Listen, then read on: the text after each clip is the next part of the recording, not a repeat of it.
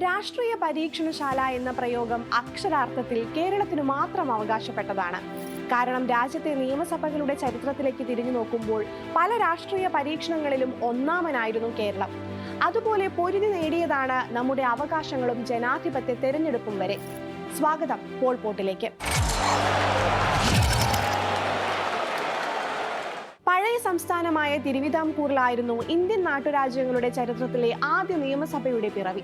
1888 March 30 Sreemoolam Thirunal Ramavarma രൂപീകരിച്ച Sreemoolam council അഥവാ Travancore legislative council എന്ന ഈ നിയമസഭയിൽ 6 ഔദ്യോഗിക അംഗങ്ങളും 2 അനൌദ്യോഗിക അംഗങ്ങളുമാണ് ഉണ്ടായിരുന്നത്. മഹാരാജാവ് തന്നെയായിരുന്നു ഇവരെ നാമനിർദ്ദേശം ചെയ്തത്. തിരുവിതാംകൂറിലെ ഉയർന്ന ഔദ്യോഗിക പദവികൾ വഹിച്ചിരുന്നത് തമിഴ് ബ്രാഹ്മണരായിരുന്നു.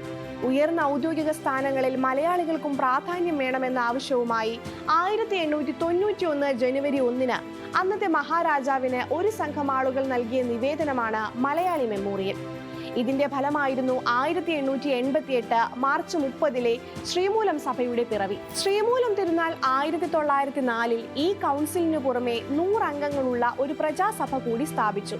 അതാണ് ശ്രീമൂലം പ്രജാസഭ അഥവാ ശ്രീമൂലം ജനകീയ പോപ്പുലർ അസംബ്ലി. ഈ ജനപ്രതിനിധി സഭ നിയമസഭാ ചരിത്രത്തിലെ സുപ്രധാന നാഴികക്കല്ലായിരുന്നു.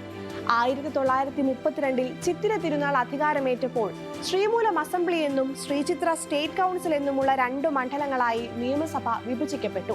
5 രൂപ കരമടയ്ക്കുന്ന ആളുകൾക്കായിരുന്നു വോട്ടവകാശം. നിയമസഭയിലും അന്ന് അയിത്തമുണ്ടായിരുന്നു. നായർ വിഭാഗത്തിനല്ലാതെ ക്രിസ്ത്യാനികൾ, ഈഴവർ, മുസ്ലിങ്ങൾ എന്നീ സമുദായങ്ങൾക്കൊന്നും നിയമസഭയിലേക്ക് എത്തി നോക്കാൻ പോലും കഴിയുമായിരുന്നില്ല. പിന്നോക്ക സമുദായക്കാരും അവഗണിക്കപ്പെട്ട മറ്റു സമുദായങ്ങളും ജനസംഖ്യാനുപാതികമായി സീറ്റു സംവരണത്തിനു വേണ്ടി പ്രക്ഷോഭം തുടങ്ങി. അതാണ് പ്രസിദ്ധമായ നിവർത്തന പ്രക്ഷോഭം. സി കേശവനും NV ജോസഫുമായിരുന്നു നിവർത്തന പ്രസ്ഥാനത്തിന്റെ പ്രധാന നേതാക്കൾ. തിരുവനന്തപുരം സന്ദർശിച്ച വെല്ലസ്ലി പ്രഭുവിനെ സമരക്കാർ കണ്ട് നിവേദനം സമർപ്പിച്ചതോടെയാണ് ഈ സ്ഥിതിക്ക് മാറ്റം വന്നത്. ഇതോടെ സമരക്കാരുമായി ഒത്തുതീർപ്പിലെത്താനും ഈഴവ ക്രിസ്ത്യൻ മുസ്ലിം സമുദായത്തിന് ഉദ്യോഗ നിയമനങ്ങളിൽ സംവരണത്വം നടപ്പാക്കാനും മഹാരാജാവ് നിർബന്ധിതനായി. തിരുവിതാംകൂർ സ്റ്റേറ്റ് കോൺഗ്രസ് നിലവിൽ വന്നത് 1938 പിന്നീടാണ് ജനാധിപത്യ തെരഞ്ഞെടുപ്പ് നടപടികളിലേക്ക് വഴി തുറന്നത്.